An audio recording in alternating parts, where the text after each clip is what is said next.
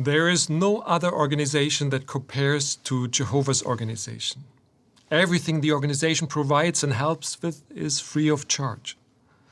But Jehovah invites all of us to give to him or contribute our material resources according to what we personally decide. Now, why is this giving a matter of faith? Could it be that we hold back because, 1, we might fear that if we are generous, we might not have enough for our own needs? To think this way is understandable. Life is unpredictable and nobody knows what the future holds and what our material needs might be tomorrow. Or could it be that we hold back too because we feel that our personal contribution is so small and therefore insignificant? Maybe we have very little materially because we live in a poor country, or we struggle to cover our expenses for other reasons. So we see that our giving really depends on how we connect this with Jehovah. Our view of Jehovah, our friendship with Jehovah needs to influence our actions, and this requires faith.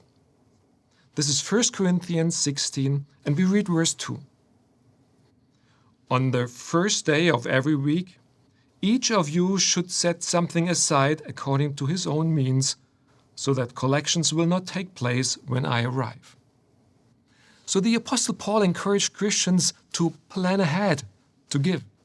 In other words, Paul wanted them to consider their circumstances and to decide on a certain contribution amount. Paul was convinced that this would not result in their lacking material necessities. He himself had experienced the help from Jehovah, and he knew that God would care for them. Generous giving would further allow Jehovah to care for them in a generous way. Do we now see how planning ahead is an expression of our faith?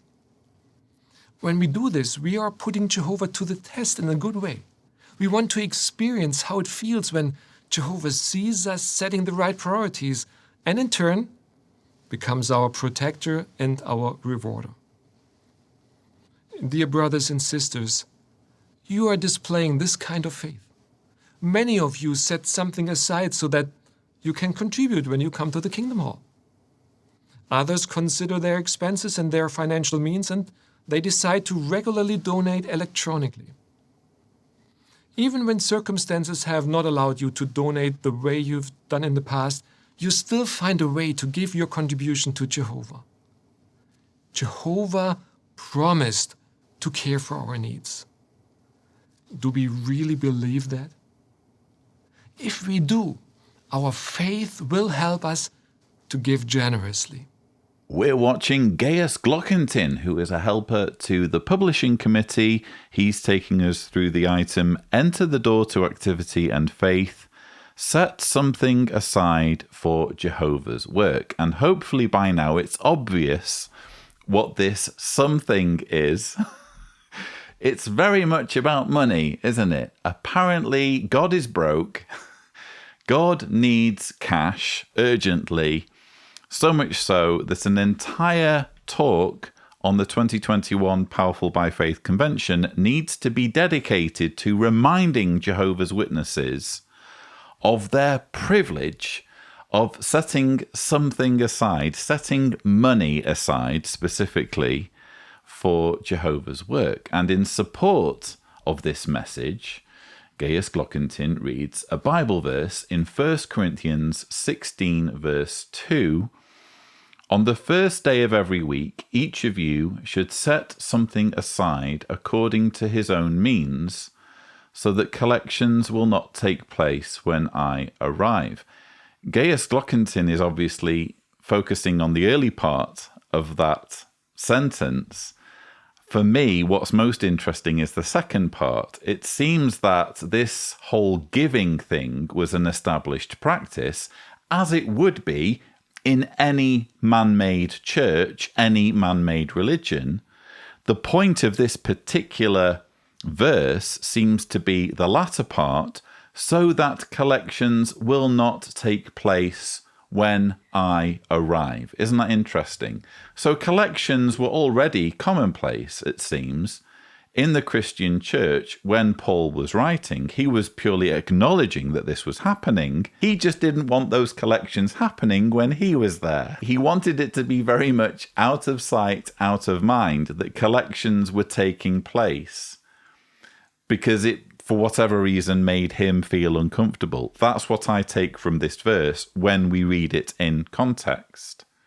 Gajus Glockentin doesn't seem interested in the context.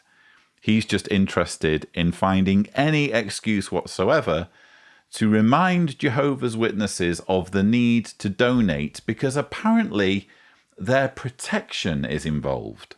We want to experience how it feels when Jehovah sees us setting the right priorities and in turn becomes our protector and our rewarder. Jehovah becomes our protector, our rewarder. Prior to giving the money, if you don't give the money, he's not your protector. But once a Jehovah's Witness starts giving money, once the first money changes hands or winds up in the contribution box, then all of a sudden, Jehovah sweeps in and he is suddenly the protector. It sounds a little bit like a protection racket, doesn't it? I'm imagining Jehovah as some kind of mafia boss who sends his goons round, in this case Gajus Glockentin, reminding them of their privilege to pay for protection. What exactly do Jehovah's Witnesses need protection from?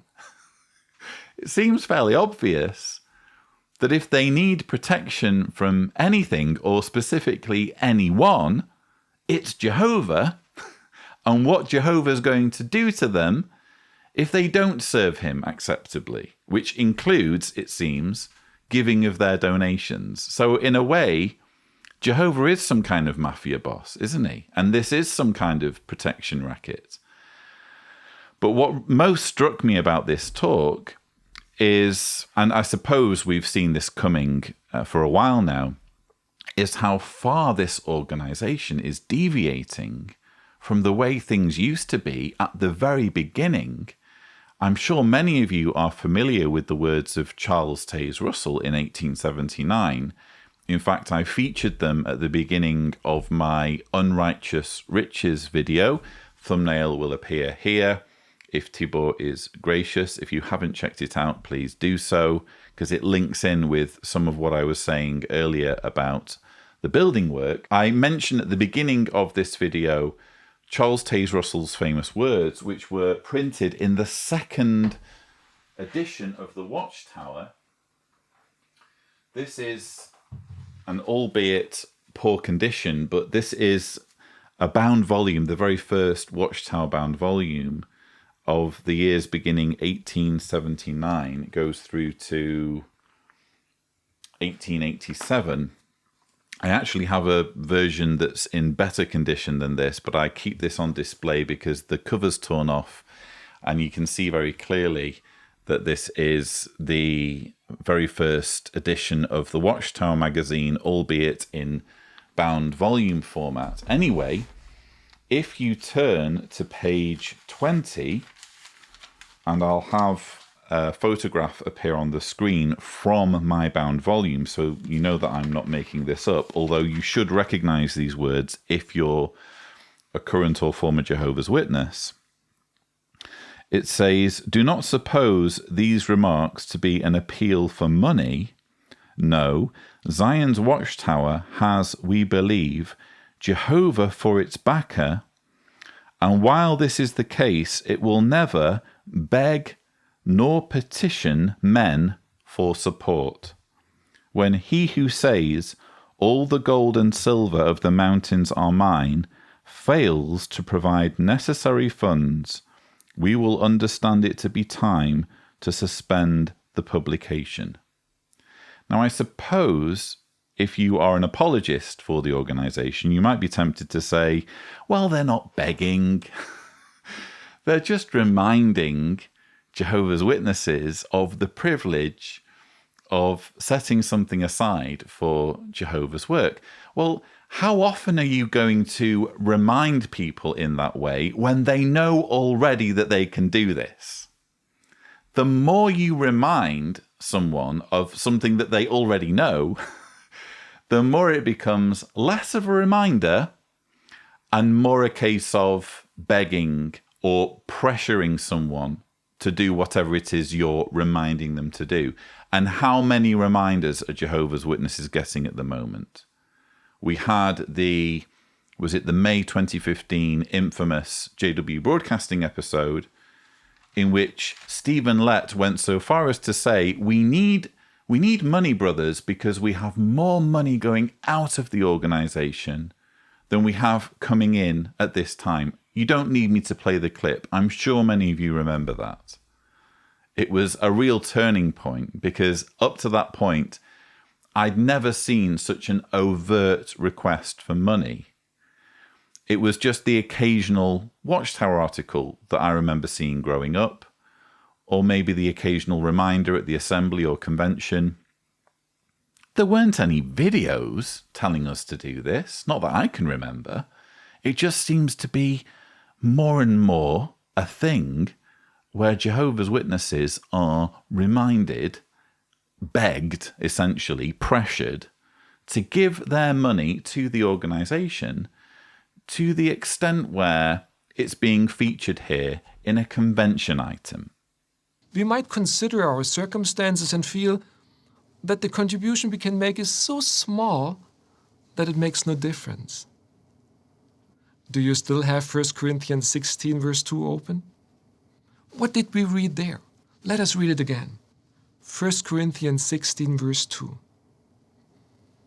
On the first day of every week, each of you should set something aside according to his own means. Did you notice Paul did not specify a certain minimum amount? And later, he mentioned the Macedonian Christians. They were in deep poverty, yet they begged for the privilege of giving. They were happy to give even beyond their means because they were giving to Jehovah. Being poor meant that they individually could not give much, and yet they understood that giving materially is an expression of our worship. Many of you, brothers and sisters, are like those in Macedonia.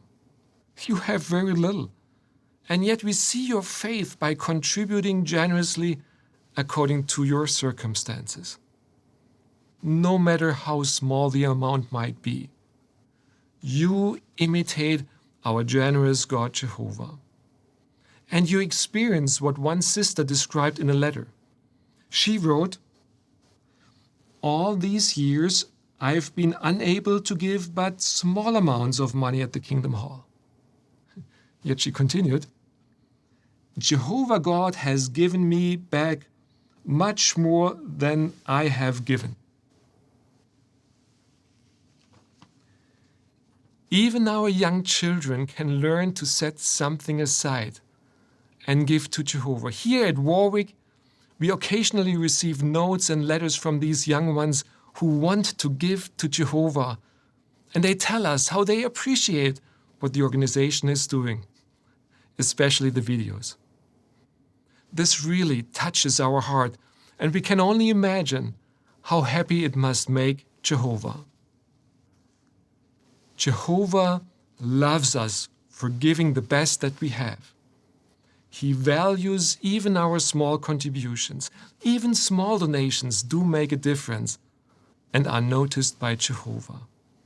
He sees our faith in action. This is so cheap, so desperate, and so frankly human. I mean, where is the spirituality in all of this? Where's the profound wisdom from on high? This is exactly the sort of slimy, shady, money-grubbing rhetoric you would expect from any televangelist, isn't it? And this is what this organization has sunk to. Again, it's unrecognizable from the religion I remember growing up in. There was so much more dignity, I feel, in the Jehovah's Witness religion of the 80s and 90s, in the decades when I was growing up, where requests for money, I mean, maybe they were happening and I was just too young to register them. Or maybe it was just my my rose-tinted, cult-addled mind that was blocking these messages out. But how overt it's become. It's just so slimy, isn't it? To the point of dragging in the children and the fact that they're writing in to pledge money, to give money to the organisation because the organisation has given them videos. Here at Warwick, we occasionally receive notes and letters from these young ones who want to give to Jehovah. And they tell us how they appreciate what the organisation is doing. Especially the videos. Especially the videos. Yes, of course, the videos, the Caleb and Sophia cartoons, are going to appeal most to the children.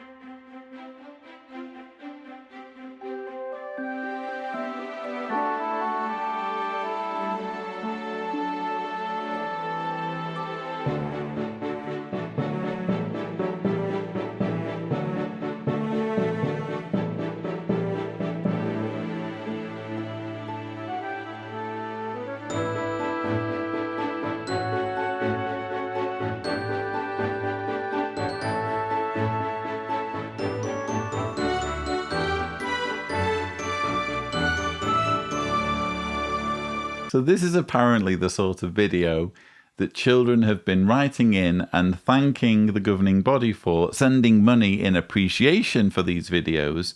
Videos where they are asked to give money to the organisation, at least in this case. And in fact, there's another one as well. There's actually 2 videos telling children to save money to give to the organisation. In this case, go without ice cream so that the organisation can build stuff, so that the organisation can print stuff, so that people like Tony Morris can spend that ice cream money on trips to the local booze store. And if you don't know what I'm talking about, if you don't know what this photograph is all about, or this still, just look up my Bottlegate video and hopefully you'll be able to put 2 and 2 together. You'll realise just how inappropriate all of this is.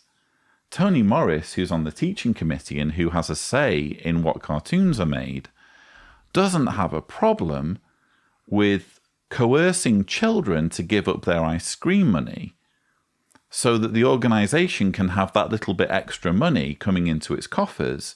Meanwhile, he's found in a liquor store in the vicinity of Warwick Bethel with his shopping cart brimming with expensive booze. He's not willing to give up his booze money, but Jehovah's Witness children are expected to give up their ice cream money. That's how slimy this organisation has become. In the following video, note what moved one couple to greater acts of generosity.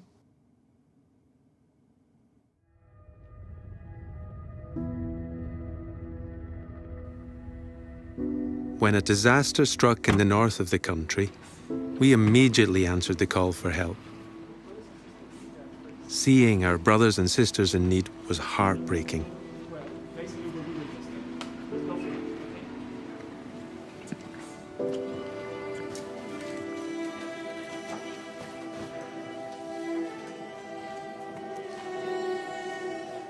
But what really touched our heart was the spirit of the local brothers and sisters.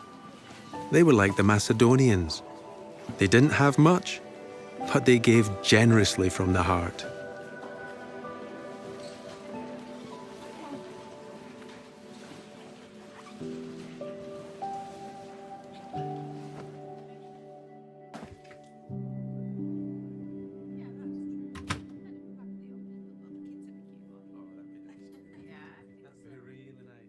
When we got home, Madeline and I resolved to show the same kind of spirit.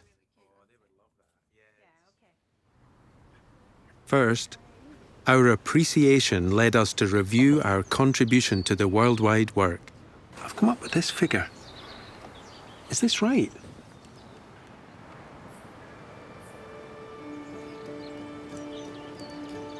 Yeah.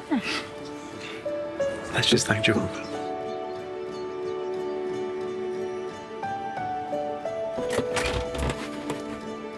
We looked for ways to be generous to those around us.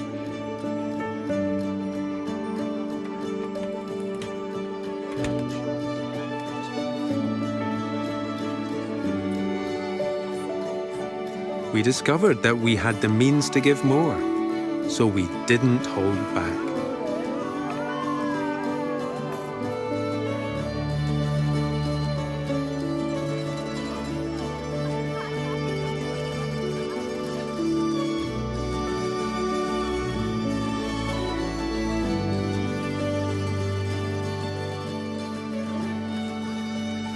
And then our congregation was invited to help with a special preaching campaign. Reach as many as possible with the good news. Do you think we could do a bit more? Could we push ourselves a bit further? I'd really like to. It was within our power to help, and that's exactly what we did. I'm bringing too much. No, of course not.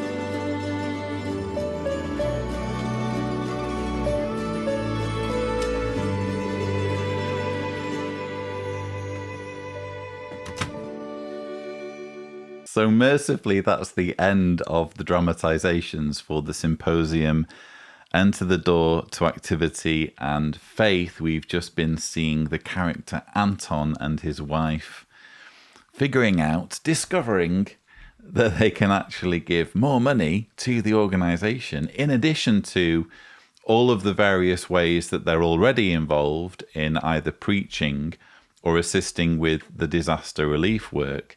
Incidentally, I was really cringing in that part of the dramatization where they are doing the disaster relief. What is it about these dramatizations being completely unrealistic and also a little bit tone deaf when you are depicting an emergency situation, which is what a disaster aid effort is addressing, and you have these fake acts of kindness with, you saw there the Jehovah's Witness sister handing over the bag of tomatoes or whatever, and you see Anton's wife going, oh, and the sister who's in the yellow tabard, who's receiving the bag, is also like, oh wow, wow. It's all fake because it's a dramatization, obviously. It just feels a bit weird. I think if you're going to go down that route of showing acts of kindness in the wake of a catastrophe, you're going to have to do a much better job in terms of acting and in terms of writing and scripting the dramatization than something like that. And let's not forget that when it comes to disaster relief work, it's just for Jehovah's Witnesses. In rare instances, they will spill it over so that someone who isn't a Jehovah's Witness, perhaps a neighbour, also gets some work done on their property. But it's mostly or almost exclusively Jehovah's Witnesses who are the intended recipients of disaster relief work. And as I've argued routinely on this channel, how is there anything extraordinary in that? How is there anything extraordinary in just looking out for your own and not looking out for people who aren't believers? Dare I say it, even former believers. That would be impressive, wouldn't it? If Jehovah's Witnesses rallied to the aid of former members, that would say a lot about how loving the organization is. If their love is only reserved for fellow members, for fellow believers, what do we really learn about the organization? Not that much, I would argue. But yes, we have an entire video here geared to reminding Jehovah's Witnesses of their privilege to give more money, to be like this couple who somehow discovered that they had money that they didn't know they had, and decided to give it all to the organization. Never mind their needs. You know, this is a couple who should really be thinking about how they're going to be spending their retirement, how they're going to get by when they're too old to work. And instead, they're trying to squeeze out any disposable income that they have so that they can send it Watchtower's way, even though Watchtower gives no transparency whatsoever when it comes to how much money is coming in, how much money is needed, what their budget is on a yearly basis. Everything just has to be taken on trust, that they're managing things properly, that they're not overspending. I mean, Jehovah's Witnesses aren't told, for example, how much of their money goes towards settling child abuse lawsuits. That's not something where there's transparency. Anton and his wife, for all they know, could be setting aside their hard-earned savings, their hard-earned funds, to be helping the organization defend itself against the mismanagement or mishandling of child abuse. Their money could be going towards keeping child abuse covered up in some way. That is not a wise use of funds. So how manipulative of the organization to just give this blanket request for money, to the point where they're making millions of Jehovah's Witnesses at their 2021 convention sit through this highly produced propaganda, which is urging them to send their hard-earned funds to the organization, no questions asked.